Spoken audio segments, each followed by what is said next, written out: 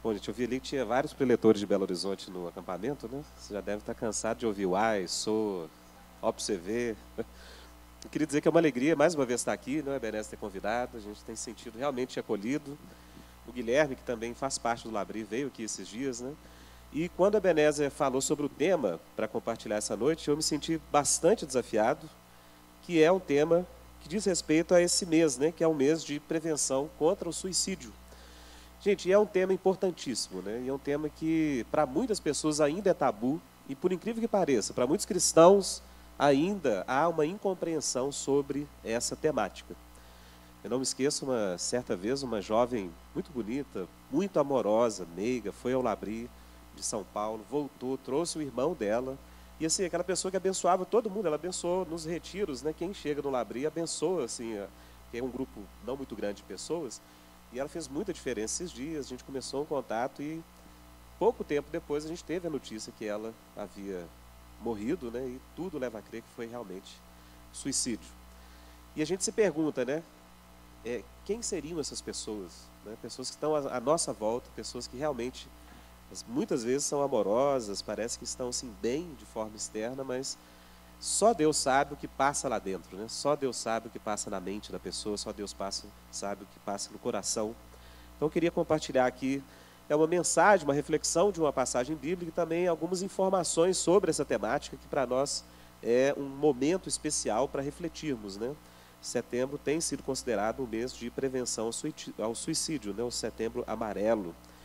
E eu li acerca dessa cor e achei interessante, né? Porque foi inspirado no movimento que começou nos Estados Unidos de um jovem que parece que cometeu suicídio com um carro, e o carro dele era de cor amarela, e no enterro eles começaram a distribuir fitinhas de cor amarela, tudo para ajudar as pessoas a prevenirem contra essa situação, né, para não chegar nesse ponto de alguém cometer o suicídio. Então, é um momento importante para a gente refletir.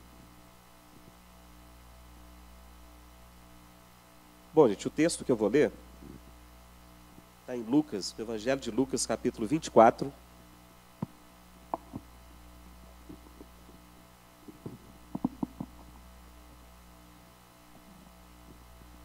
Evangelho de Lucas, no capítulo 24.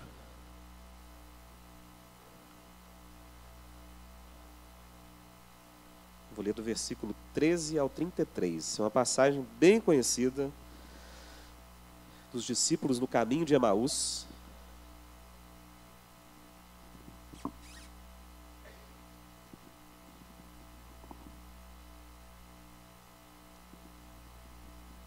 Eu creio que ela vai trazer bastante luz para esse tema e para aquilo que a gente quer aqui compartilhar. Os irmãos acharam? Bem, Evangelho de Lucas, capítulo 24, versículos 13 até 33. Diz assim a palavra: Naquele mesmo dia, 2 deles estavam de caminho para uma aldeia chamada Emaús, distante de Jerusalém 60 estádios.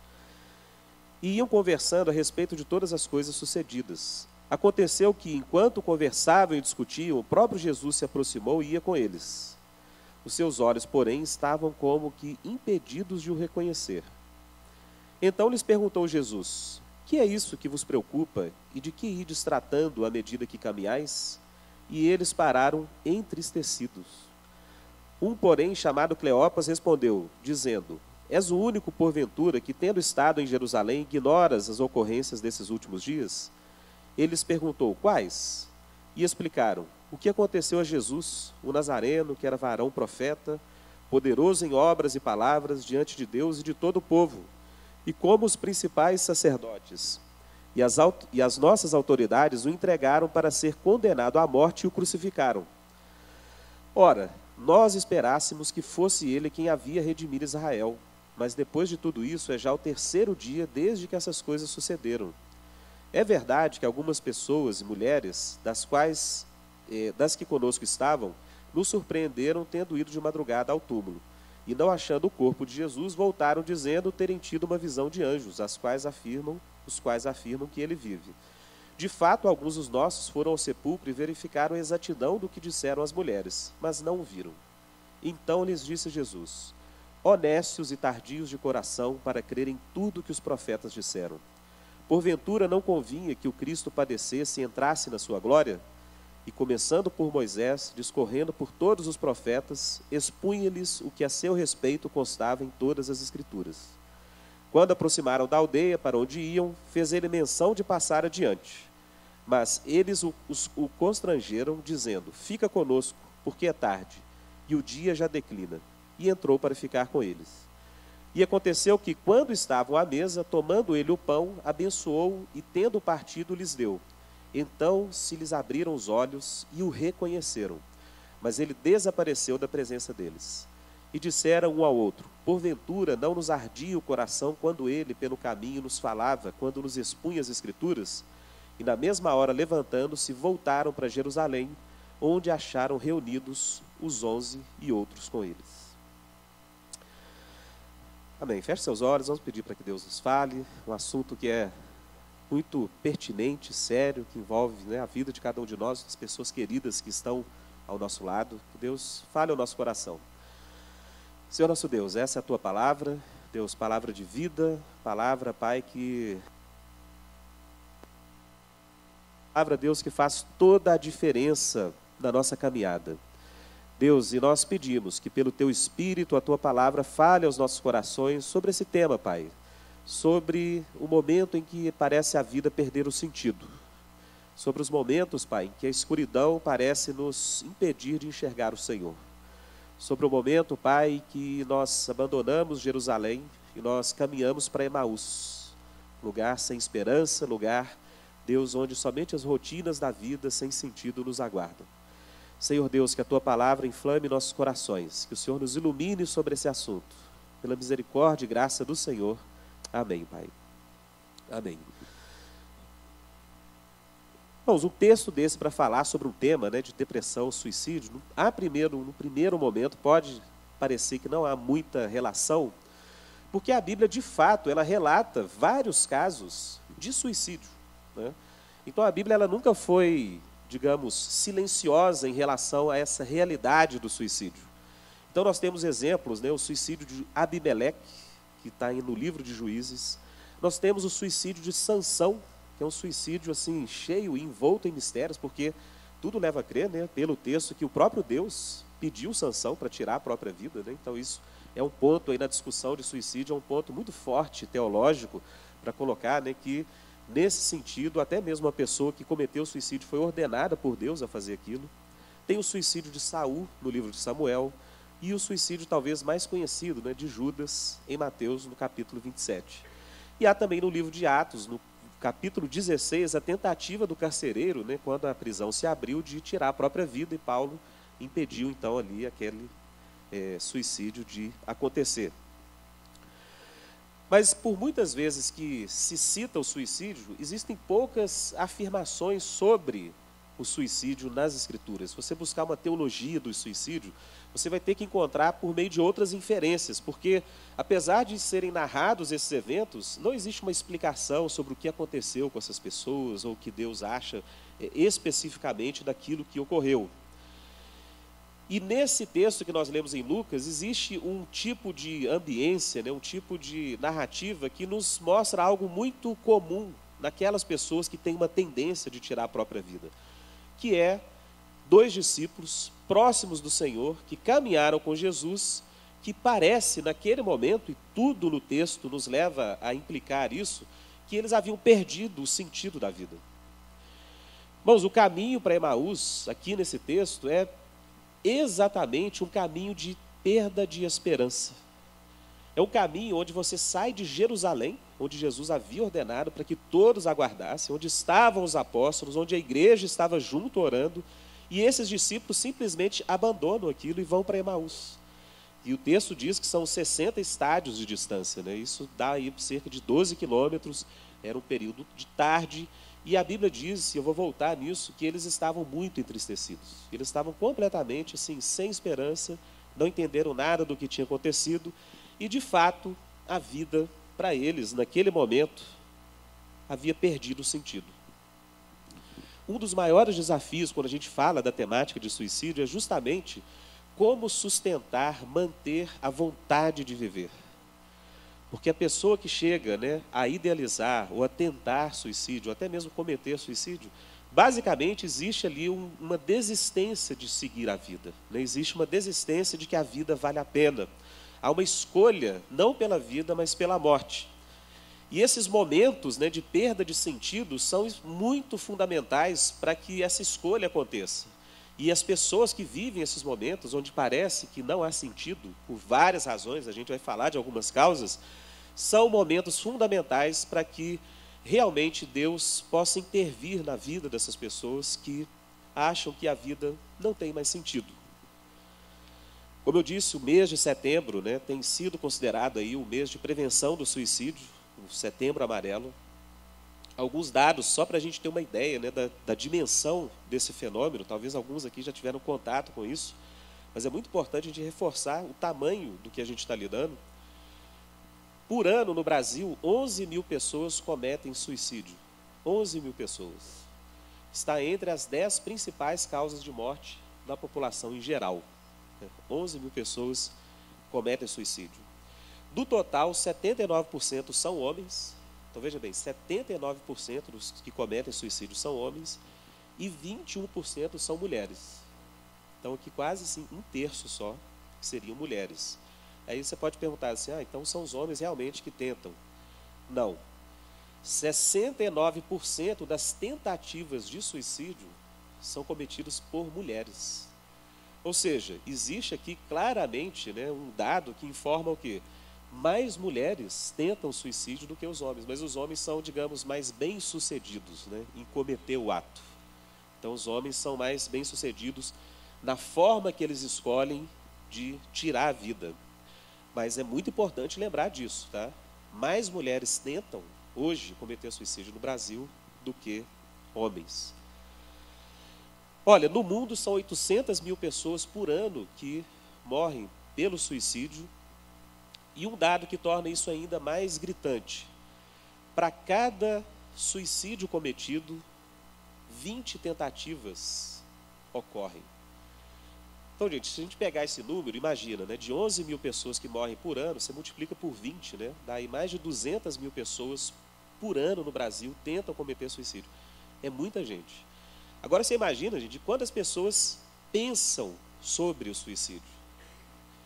Se são 20 vezes mais pessoas que cometem, que tentam, imagina quantos que pensam sobre isso. A gente pode colocar aí muitas vezes mais. Isso nos leva a crer, gente, que próximo a nós, provavelmente existem pessoas que estão idealizando, que estão pensando, ou até mesmo cogitando esse ato de tirar a própria vida. No mundo hoje, é a segunda maior causa de morte entre jovens. Por que o número entre jovens, né, entre pessoas em geral, chega em 8º a 10º lugar? O suicídio é porque a maior causa de morte em geral são doenças, né, e os jovens, poucos jovens morrem de doença. Então o suicídio se tornou no mundo a segunda maior causa de morte de jovens. Gente, isso é muito gritante. Isso é muito gritante. Então, a primeira são doenças, né, relacionadas a alguma deficiência física, e a segunda é o suicídio. No Brasil, esse número vai para 4º, né, porque o Brasil tem muitas outras causas de morte, muito acidente de trânsito, violência, né, que passa o suicídio. Então, é a 4ª causa de mortes de jovens no Brasil.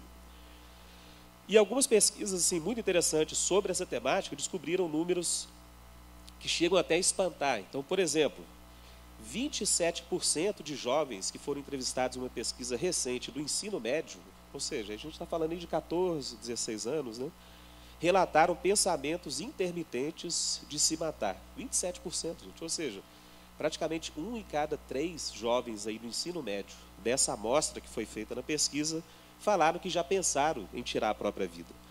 E as causas são várias, né, principalmente para essa faixa etária. Você fala, puxa vida, a pessoa tão nova, né? Mas causas como viver longe de casa, ter pais abusivos, não saber lidar com as primeiras responsabilidades que a vida coloca, né? A falta de estrutura, talvez, para fazer escolhas que vão afetar a vida por inteiro, ou até mesmo o bullying, né? Tem sido uma causa constante aí de tensão e desejo de morte nessa faixa etária. A competitividade, né, hoje, muitas pessoas hoje têm sofrido uma pressão imensa para passar nas melhores universidades, né? Ou então, quando entra em universidades, em Belo Horizonte, nos últimos 2 meses, gente, parece que foram 4 ou 5 mortes de estudantes da UFMG. Foram 3 na medicina e outros cursos. Jovens que, por causa de algumas situações, escolheram não se manterem vivos.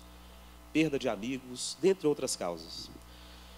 Bom, gente, é um desafio, como eu disse, próximo a nós, provavelmente, ou até mesmo, talvez, entre nós, existam pessoas que pensam, já pensaram, até tentaram cometer, né, um ato desse.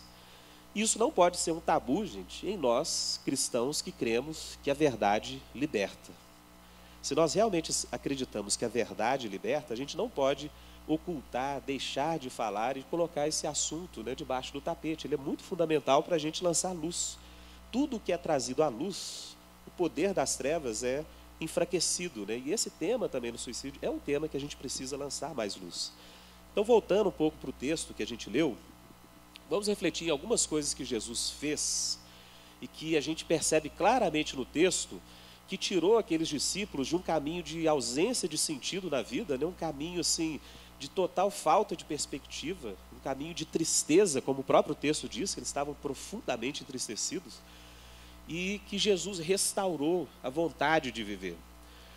A gente pode dizer com certeza que aqueles discípulos no caminho de Emaús, eles passaram, através desse encontro com Jesus e o que Jesus provocou na vida deles, eles passaram de potenciais suicidas, né? A gente pode dizer isso, para potenciais mártires.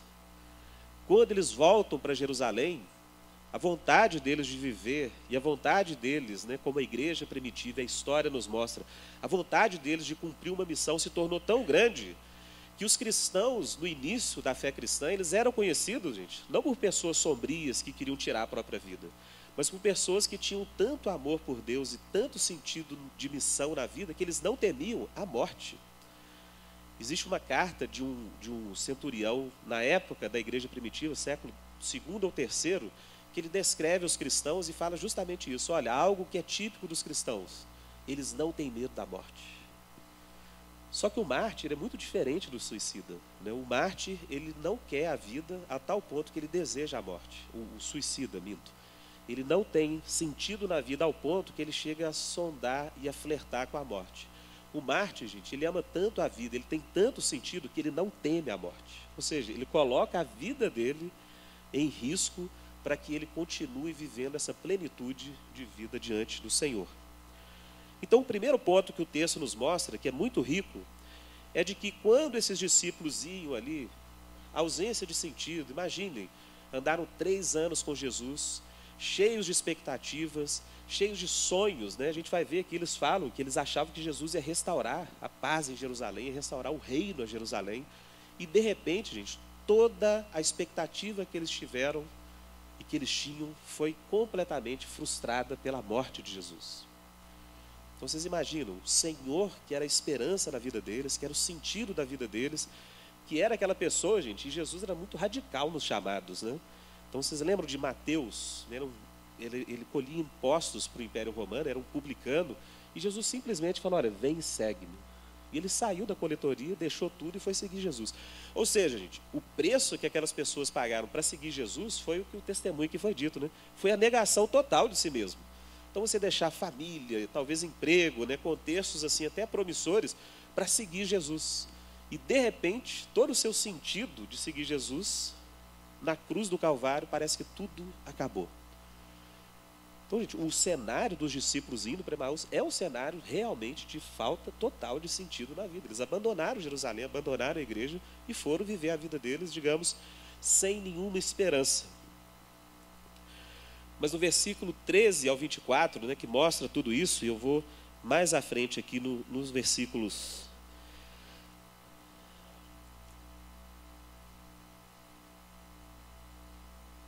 18 e 19. Eu vou ler no 14 e 15, gente. Aqui a letrinha está pequena, aqui, mas eu estou conseguindo enxergar. E iam conversando, versículo 14, iam conversando a respeito de todas as coisas sucedidas. Aconteceu que, enquanto conversavam e discutiam, o próprio Jesus se aproximou e ia com eles. Gente, em relação a pessoas que têm perdido a ausência, têm perdido sentido na vida, não têm tido esperança, foco, sempre, gente, a solução que Deus nos dá é se aproximar de nós. Isso serve também como exemplo. A gente precisa se achegar próximo a essas pessoas, e Jesus faz exatamente isso. Jesus se aproxima deles, e o texto continua. Os seus olhos, porém, estavam como que impedidos de o reconhecer. Versículo 17. Então lhes perguntou Jesus: que é isso que vos preocupa e de que ides tratando à medida que caminhais? E eles pararam entristecidos. Gente, isso é maravilhoso. Versículo 17. Gente, Jesus sabia todas as coisas. Jesus sabia o que havia no coração do homem. Jesus sabia todos os pensamentos. Como Filho de Deus, como Deus encarnado, ele tinha esse poder. Mas o que Jesus faz com aqueles discípulos? Ele pergunta aos discípulos o que estava acontecendo na vida deles. Gente, esse é um ponto fundamental. Jesus, ele se envolve com a situação daqueles discípulos e ele fala e pede para que os próprios discípulos coloquem para fora, externalizem, compartilhem com Jesus o que estava realmente entristecendo o coração deles. Jesus poderia ter confrontado eles de cara, Jesus poderia ter feito um milagre. Não, Jesus se aproxima, Jesus se envolve com a situação deles e Jesus pede para que eles abram o seu coração. Jesus cria uma situação para que os próprios discípulos coloquem as suas angústias, coloquem a sua falta de vontade, talvez, de viver, a sua ausência de sentido. Isso nos ensina um ponto muito fundamental sobre tudo isso. Se envolver e entender as causas que podem levar alguém a estar depressivo ou até mesmo a seguir um caminho de idealizar um suicídio, é o primeiro passo para qualquer solução. Bom, talvez uma das maiores causas de suicídio é a solidão e é a perda total de contato que essas pessoas têm para colocar para fora aquilo que está dentro dos seus corações. E Jesus nos ensina algo muito precioso aqui. Ele fala justamente isso. Olha, você precisa chegar perto dessas pessoas e confrontá-las ao ponto de deixar com que elas coloquem para fora do seu coração o que está acontecendo. Uma psicóloga e conselheira, da Universidade Gordon Conwell, se chama Karen Mason. Ela escreveu um livro, gente, tem pouquíssimos livros cristãos em português sobre suicídio. O Hernandes Dias Lopes publicou um há poucos meses pela editora Agnus, parece ser muito bom. E a Karen Mason escreveu um livro em 2014 chamando justamente Impedindo o Suicídio, ou Preventing Suicide. Ela é professora de psicologia, aconselhamento, e ela traz uns dados muito interessantes, gente. Olha que interessante isso que ela falou. Uma pesquisa feita por Bibel e Foster em 2005 encontraram qual tipo de informação? Que várias pessoas que tentaram suicídio e que não foram bem-sucedidas, ou seja, eles tentaram, mas não, cometeram um ato de suicídio, dentro de 2 anos, 80% dessas pessoas que estavam em uma igreja cristã, eles ou deixaram a sua igreja original e foram para outra igreja, ou eles deixaram qualquer igreja, ou seja, se tornaram totalmente desigrejados. 80% das pessoas que tentaram suicídio e não foram bem-sucedidos, deixaram a sua igreja original. E as causas que essa pesquisa apontou é que houve nelas um desapontamento em relação às expectativas que essas pessoas tinham de acolhida no contexto da igreja. Ora, gente, uma das coisas que pode gerar isso é essa dificuldade que nós temos de acolher, de aceitar e de tentar ajudar alguém que está passando por um momento, gente, de ausência de sentido na vida. E outras causas também podem levar a isso, como uma má teologia, Então, existe no meio cristão certos mitos de teologia, que eu vou conversar mais a respeito, que podem levar as pessoas a não quererem se envolver com alguém que tenha tentado um suicídio. Isso é muito comum. E outra causa que foi colocada é que essas pessoas se sentiram muito criticadas ou elas se sentiram muito julgadas no meio da igreja após uma tentativa de suicídio. Irmãos, isso para uma comunidade que se diz seguir o Senhor da vida e que é totalmente afetada pela graça, isso é algo preocupante, de a igreja não ser um lugar onde pessoas que tentam suicídio se sintam à vontade, acolhidas e que queiram permanecer ali. Outro dado interessante, apesar de que esse é um dado negativo, um dado recente pela JAMA Psychiatry, que é um jornal de psiquiatria, um dos mais importantes e respeitados no mundo, Nesse mês de setembro, eles soltaram dados de uma pesquisa que diz o seguinte, que em famílias em que existe espiritualidade, existe uma fé, e principalmente em famílias de pais cristãos, onde há uma prática religiosa, existe uma tendência de redução de possibilidade de suicídio de 80%. Ou seja, a prática da fé cristã reduz a possibilidade de suicídio em 80%. Então isso nos leva a crer que, de fato, a vida com Cristo, a vida de contexto da igreja, é uma das maiores barreiras ao suicídio. Ora, gente, Jesus se aproximou deles e Jesus fez com que eles abrissem o seu coração.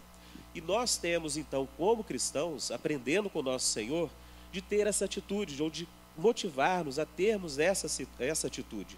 A Karen Mason diz que o que é mais importante para você prevenir ou impedir um suicídio é você conseguir, veja bem que importante, você conseguir monitorar os fatores de risco que uma pessoa pode estar envolvida, tá? E você construir fatores de proteção para essa pessoa. Então, gente, o que Jesus fez ali com os discípulos, a gente pode dizer que ele monitorou os fatores de risco, né, nessa linguagem. Ou seja, ele chegou para os discípulos e falou assim, olha, por que vocês estão tão tristes? Né? O que está acontecendo? Me fala. Para Jesus, então, entender o que havia no coração deles.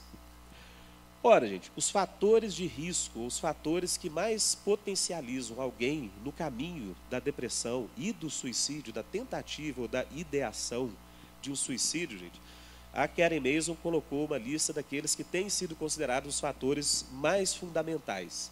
Mas se nós não nos aproximarmos dessas pessoas, das pessoas que têm esse tipo de problema, a gente dificilmente vai identificar esses fatores. Então, um fator fundamental, abuso sexual na infância. Se alguém teve uma experiência de abuso sexual na infância, a tendência dessa pessoa querer tirar a própria vida é multiplicada. E isso também é um tabu. Muitas pessoas não falam sobre isso. Muitas pessoas que tiveram, guardam isso e têm vergonha, e isso pode ser algo potencial para alguém querer tirar a própria vida. Um outro fator de risco muito comum, conflitos íntimos com o parceiro. Ou seja, a pessoa tem algum tipo de crise conjugal ou crise em um relacionamento amoroso. Jovens, principalmente, o número de homens é muito maior. O número de jovens que, ao terminar um relacionamento amoroso, um namoro, ou alguma expectativa muito grande com alguém, e passa por aquela crise após o rompimento, a tendência dessas pessoas de tentarem cometer o suicídio ou pensar em tirar a própria vida é muito maior.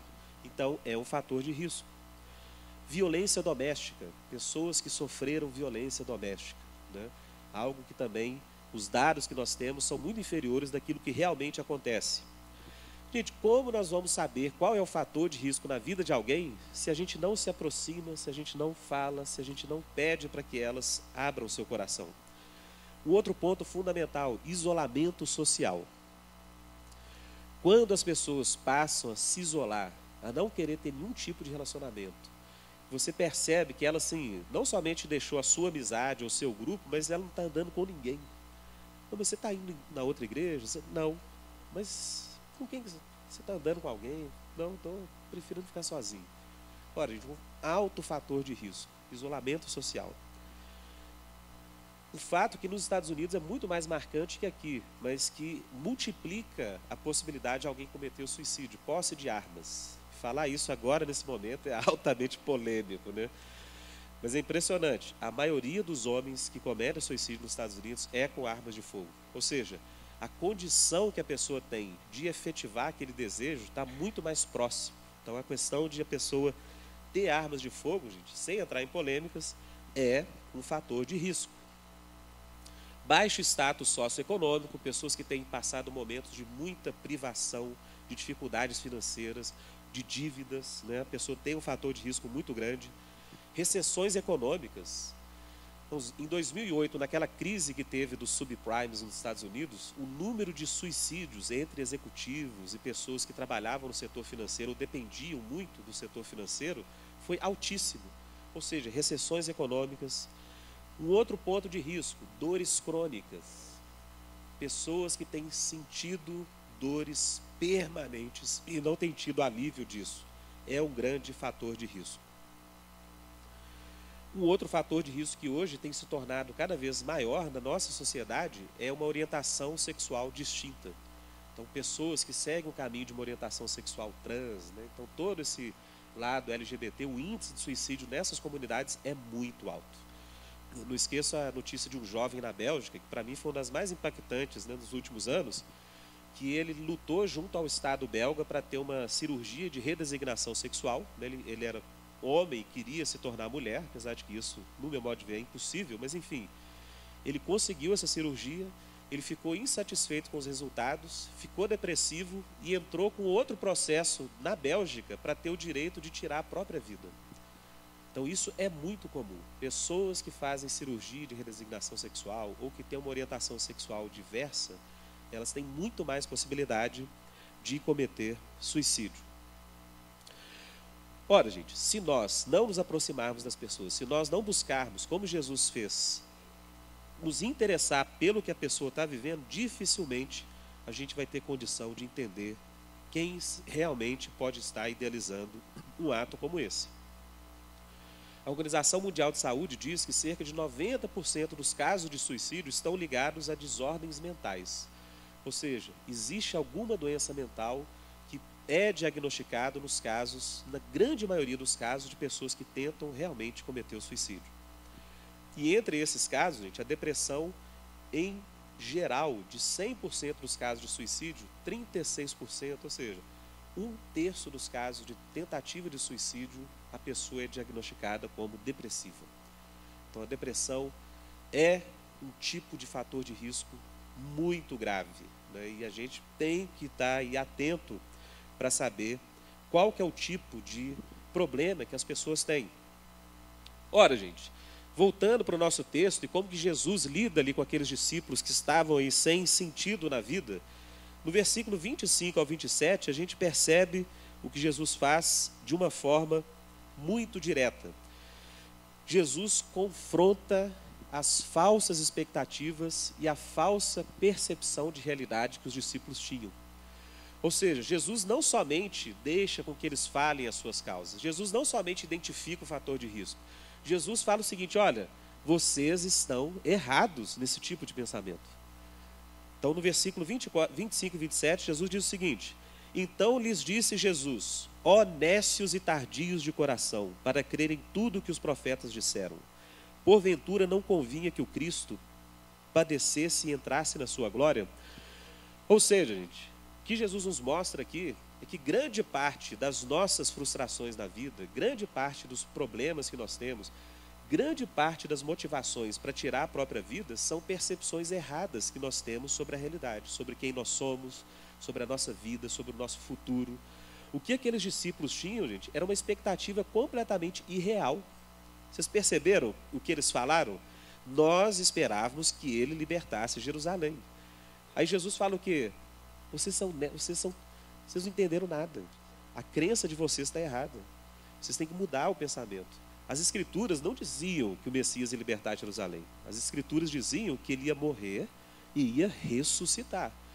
Então, gente, uma das coisas, aplicando aqui para o nosso tema, que o Jesus nos ensina nesse ponto, é de que grande parte do movimento de cura, ou do movimento de transformação de alguém que está nesse caminho de falta de sentido na vida, é você oferecer uma nova perspectiva, é você acabar com o tipo de mentalidade que tem gerado depressão, tem gerado essa tendência da pessoa de caminhar para uma vida sem sentido. Jesus confronta as falsas ideias e possíveis causas de depressão e de perda de sentido na vida. Confrontar falsas ideias sobre essa temática, gente, e aqui é tanto na pessoa que pode ser um potencial, né, candidato a querer tirar a vida, como as pessoas também que podem auxiliar as pessoas, isso é fundamental. Eu creio que isso que a gente está fazendo aqui hoje é um pouco disso, né? É tirar um pouco das nossas falsas percepções sobre essa temática que é fundamental, tanto na vida de quem pode ajudar, quanto também na vida de quem está enfrentando isso. A Karen Mason coloca alguns mitos que são muito comuns entre os cristãos que dificultam na ajuda de pessoas que passam pelo problema de ausência de sentido e tentativa ou ideação suicida. Gente, um primeiro mito que deve ser completamente desfeito e destruído entre cristãos. Isso eu já ouvi várias pessoas com esse tipo de mentalidade. Se a pessoa realmente é um cristão e realmente tem um relacionamento com Deus, ela não tem depressão e nem vai pensar em cometer suicídio. Vocês já ouviram isso, gente? Ou seja, se alguém tem esses tipos de pensamento, é porque ou ela vive em pecado, ou porque ela realmente não tem Jesus no coração. Em Belo Horizonte, há uns 3 anos atrás, a esposa de um pastor conhecido nosso, que liderava a igreja junto com ele, sempre foi uma bênção para muitas pessoas, ela desapareceu, todo mundo ficou assim, chocado, né, de onde ela poderia estar, e alguns dias depois a gente chegou a notícia de que ela foi para um hotel, ficou sozinha alguns dias lá e cometeu suicídio. O que mais chocou, além do fato dela ter tirado a própria vida, foi o tipo de especulação que os cristãos começaram a ter, questionando se ela de fato era cristã, questionando se realmente ela tinha recebido a graça de Deus, de que ela era uma falsa cristã e de que tudo aquilo que ela fazia era algo que não tinha relação com a verdade do coração dela. Ora, gente, isso é um mito. Por toda a Bíblia nós vemos heróis da fé com pensamentos extremamente depressivos. Nos Salmos, quantas vezes você vê um salmista dizendo que ele queria não ter nascido, ou que ele preferia que ele tirasse a própria vida? Gente, no livro de Jó, Jó fala várias vezes com Deus. Ele chega a amaldiçoar o dia em que ele nasceu, ou seja, ele preferia a morte naquele momento. E é um herói da fé. Moisés pediu a Deus para que Deus tirasse a sua vida. Moisés também teve pensamentos de abandonar a própria vida. Elias queria morrer. Vocês lembram, gente? Quando Jezabel confrontou Elias, né, depois de Elias desafiar os profetas de Baal, e Elias falou assim, não, agora Deus vai reinar sobre tudo. Aí Jezabel chegou e falou assim, olha, fala com ele que agora é que ele vai morrer. Aí, gente, depressão total. Elias fugiu para o monte, né, que dormiu, gente. Ali o sentido, Elias queria morrer de fato. Aí Deus mandou um anjo com comida para Elias, falou, Elias, levanta, ainda tem obra para fazer na sua vida. Irmãos, grandes heróis da fé, grandes exemplos de espiritualidade, já tiveram pensamentos suicidas. Isso não quer dizer que a pessoa não é um cristão ou que não tem a graça de Deus. Exemplos recentes, Francis Schaeffer, fundador do Labri, um grande herói da fé cristã do século XX. Ele, na biografia que a esposa dele conta, e principalmente nos livros que o filho dele escreveu, que são muito polêmicos, mas ele fala isso, que o pai dele tinha muitos ataques de depressão e que algumas vezes ele saía, assim, a esposa e todo mundo orava por ele, porque ele tinha pensamentos e até mesmo ideações assim, de tirar a própria vida. E, no entanto, um grande homem de Deus que Deus usou poderosamente. Charles Spurgeon, o príncipe dos pregadores, é alguém que confessou que grande parte da vida dele ele lutou dia a dia contra a depressão. Irmãos, como nós podemos ver todos esses exemplos e ainda imaginarmos que alguém que é depressivo, que tem pensamentos suicidas, não tem a graça de Deus ou que não é um cristão? Esse é um mito que deve ser totalmente abandonado. Um outro mito, que quem tem pensamentos suicidas só precisa de oração, jejum e se aproximar mais de Deus. Que isso seria suficiente. Isso também, gente, é um mito. Como eu disse aqui, a Organização Mundial da Saúde, 90% dos casos há algum tipo de sintoma de doença mental. Isso é algo muito sério. Então, gente, é óbvio que a oração é um dos veículos para que uma pessoa recupere o sentido de propósito, de comunhão com Deus. Isso é importante, de fato é importante. Mas nós não podemos reduzir ou aconselhar pessoas que estão passando por isso dizendo que é suficiente que a pessoa somente ore. Para muitas não é suficiente. Para muitas pessoas, gente, vai ter que ter tratamento químico, vai ter que ter uma consulta, né, um psiquiatra, um psicólogo, ter um auxílio aí de saúde em vários pontos. E também, é óbvio, uma vida de oração e comunhão com Deus é importantíssimo para que a pessoa supere, talvez, a sua condição. Um outro mito muito comum, que pessoas que são suicidas ou que têm potencial suicidas estão apenas querendo chamar a atenção. Gente, esse é um mito perigosíssimo. Não, fulano de tal já falou que vai tirar a própria vida, falou isso 4 vezes, nunca fez. Aquilo ali é só para chamar a atenção. Gente, isso é um mito, sabe por quê? Em 90% dos casos de pessoas que cometeram suicídio, elas falaram anteriormente para outras pessoas que iam fazer aquilo. 90%. dos casos. Ou seja, gente, 90% dos casos de suicídio, houve sim um compartilhamento e uma expressão dessa pessoa com alguém ou com várias pessoas de que ela poderia tirar a própria vida. Esses mitos são fundamentais para serem, digamos, desfeitos. E o último mito importante, tá? Muitas pessoas que até aqui agora podem estar pensando nisso. Falar sobre suicídio pode inspirar e motivar as pessoas a tentarem cometer. Não. Muita gente tem medo disso. Assim, e se eu for conversar sobre isso com fulano de tal, e ele acabar achando isso uma boa ideia e indo nessa direção? Irmãos, esse é talvez um dos piores mitos. Porque é comprovado que grande parte das pessoas que deixam algum tipo de registro sobre os motivos de terem cometido suicídio, a maioria diz que a razão foi que eles não conseguiram compartilhar isso com ninguém, ou que ninguém deu ouvidos como a pessoa realmente queria expressar tudo isso. Ou seja, uma das formas de diminuir o potencial do suicídio, da depressão, dos pensamentos de morte, é falar sobre isso. É realmente conversar com as pessoas, deixar com que seus corações sejam livres desse tipo. Ora, gente, mitos teológicos também percorrem a igreja, né? Essa discussão toda, quem cometeu suicídio está no inferno, gente, isso é um mito, tá? Na história da igreja, gente, apenas alguns momentos da história da igreja se considerou isso. Desde a igreja primitiva, por exemplo, havia a concepção de que muitas pessoas que tiraram a própria vida, eles não estavam em pleno juízo. Ou seja, a pessoa nem tinha condição de fazer uma escolha responsável. E isso é verdade e é um fato em vários casos. Então, gente, é óbvio que o suicídio é um pecado grave. A gente não pode dizer, como alguns cristãos já disseram, o seguinte: não, mas a Bíblia nunca condena o suicídio, então não é um pecado grave. Não, a gente não está dizendo que não seja um pecado grave, tá? Realmente, a pessoa tirar a própria vida, como Chesterton diz, né? Quem tira a própria vida é como se estivesse matando toda a humanidade, porque você priva as pessoas da sua presença, do que Deus tem por meio de você. Então, é um pecado grave, mas isso não quer dizer que Deus não perdoe. Isso não quer dizer, gente, como foi falado aqui, que a graça de Deus não seja maior do que aquela tendência suicida. Nós não sabemos, nós não podemos julgar. Por exemplo, vários achados de pessoas que cometeram suicídio registram que as pessoas se arrependeram no último instante. Então, muitas se arrependem. E para a gente desfazer esse mito também de que o suicídio seria um pecado, digamos, que levaria a pessoa à condenação, gente, é óbvio que cada um de nós, quando a gente, ou Jesus nos levar, ou a gente perder a nossa própria vida, vai haver pecados na nossa vida que nós não confessamos ou não lidamos com Deus. E isso, de forma alguma, é o motivo para que Deus nos tire a salvação. Então, gente, esse ponto é fundamental.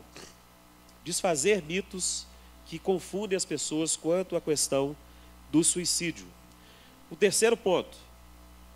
Jesus apresenta, depois de confrontar as falsas motivações, Jesus apresenta motivos de proteção para a pessoa. Jesus apresenta motivação para que eles sigam a própria vida. Versículo 27 a 31. Diz o seguinte, as Escrituras: e começando por Moisés, discorrendo por todos os profetas, expunha-lhes o que a seu respeito constava em todas as Escrituras. Quando se aproximaram da aldeia para onde iam, fez ele menção de passar adiante. Mas eles o constrangeram, dizendo: fica conosco, porque é tarde, e o dia já declina. E entrou para ficar com eles. E aconteceu que, quando estavam à mesa, tomando ele o pão, abençoou-o, e tendo partido, lhes deu. Então se lhe abriram os olhos e reconheceram, mas ele desapareceu da presença deles. Irmãos, Jesus oferece para esses discípulos, após se aproximar e eles abrirem o coração, após confrontar as falsas ideias, Jesus apresenta aqui meios de graça que são fundamentais para recuperar o sentido da vida. A gente pode não ter percebido, mas primeiro, Jesus oferece as Escrituras e a palavra de Deus. Ou seja, Jesus expõe as Escrituras e isso dá para eles uma nova perspectiva. Jesus, no segundo momento, ele dá para aqueles discípulos a oportunidade deles acolherem alguém que era vulnerável.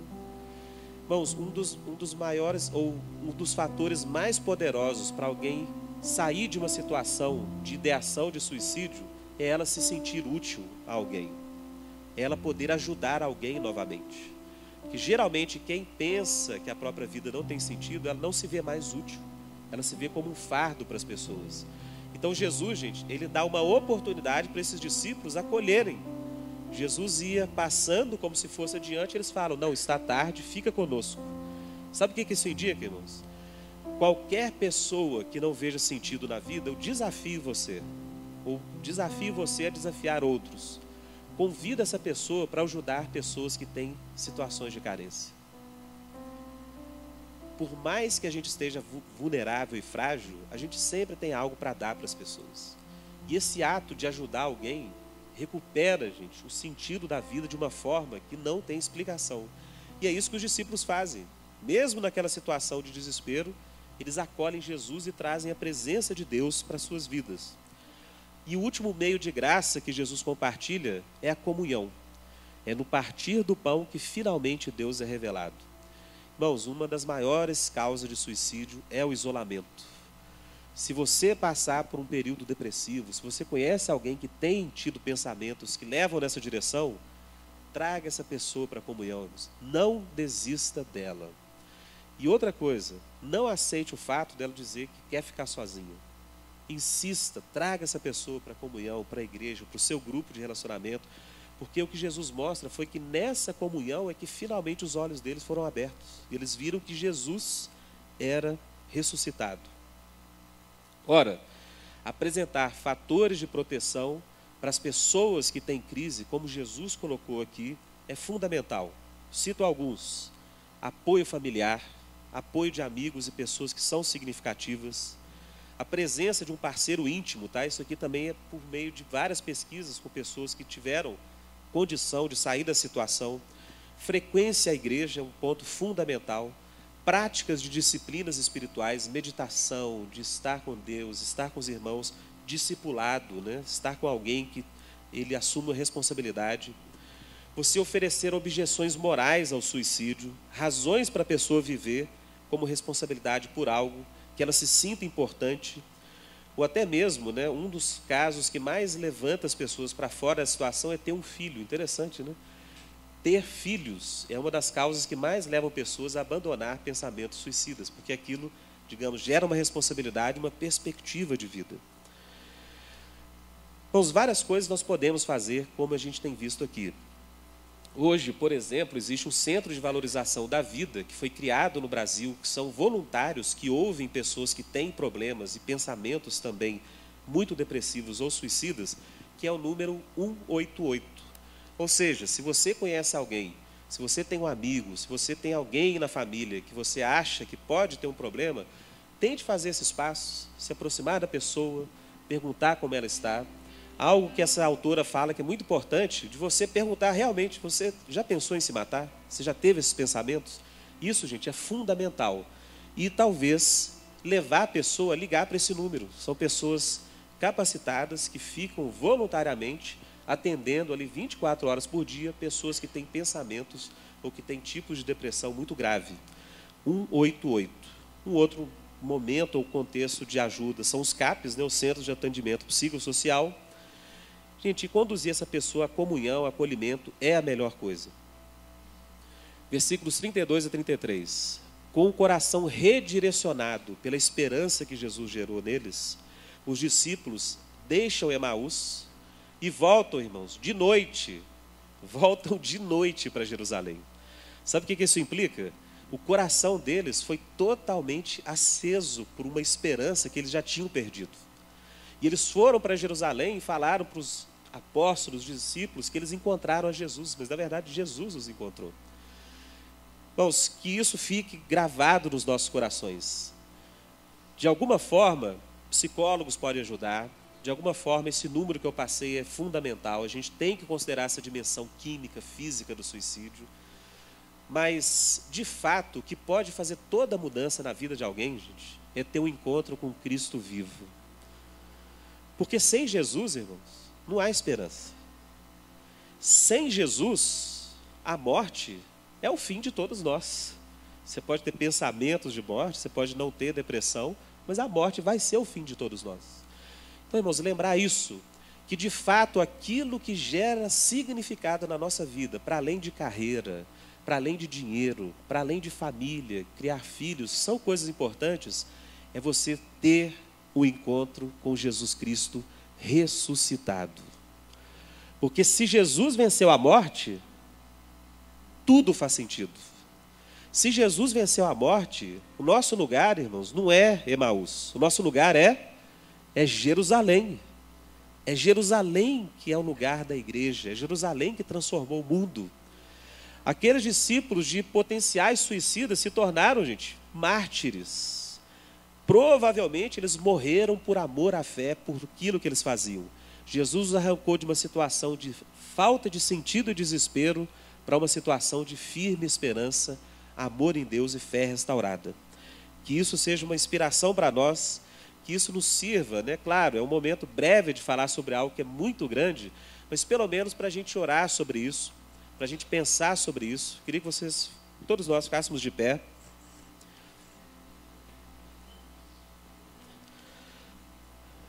Jesus sabe que no nosso coração podem passar pensamentos como, né, esses que levam pessoas a tentar tirar a própria vida.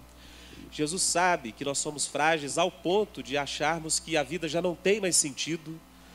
Mas Jesus, irmãos, ele faz conosco o que ele fez com os discípulos de Emaús. Ele se achega a nós, ele pergunta o que há no nosso coração, ele quer ouvir de você, fala para Deus o que está no seu coração. Se uma pessoa tem passado por isso, fala com ela para falar para Deus, abrir o coração para Deus. Deus nos ama o suficiente e Ele é maior do que a própria morte.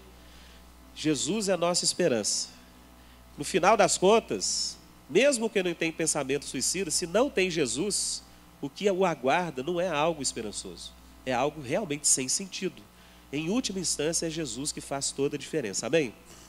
Coloque sua vida diante de Deus, seus parentes, amigos, pessoas que talvez você conheça a partir dessa palavra aqui, dessa reflexão. Vamos pedir a Deus que nos dê sabedoria para lidar com isso, que essa igreja seja um lugar de cura, de renovo, de esperança para pessoas que perderam o sentido, estavam ali indo para Emaús totalmente entristecidos no coração. Senhor nosso Deus, Pai, nós queremos te agradecer, porque a tua palavra, Deus, ela não somente nos revela que o Senhor nos ama, mas ela nos revela que o Senhor morreu no nosso lugar e que o Senhor ressuscitou. A morte já não tem a última palavra para aqueles que creem em Cristo. A morte, Deus, foi vencida na cruz e cada um de nós tem essa semente da esperança no coração. Pai querido, nós colocamos as nossas vidas diante desse tema tão, Pai, importante, Deus, da depressão, do suicídio. Nós estamos em um mês, Pai, que é mês de falar sobre isso, é mês de discutir essas questões. Deus, daquilo que foi falado aqui, que o Senhor nos dê sabedoria, que o Senhor nos dê, Pai, entendimento, Deus, para compreendermos a profundidade dessa questão, para que nós sejamos, ó Pai querido, não somente curados da nossa própria falta de sentido, mas que nós sejamos canais, veículos de levar esperança às pessoas. Pai, que nós sejamos como Jesus, pessoas que se aproximam, pessoas que se interessam, pessoas que confrontam de forma amorosa e pessoas que oferecem ambientes, contextos de proteção. Deus, e acima de tudo, que nós sejamos pessoas que levam Jesus, a viva esperança para aqueles que já perderam o sentido na vida.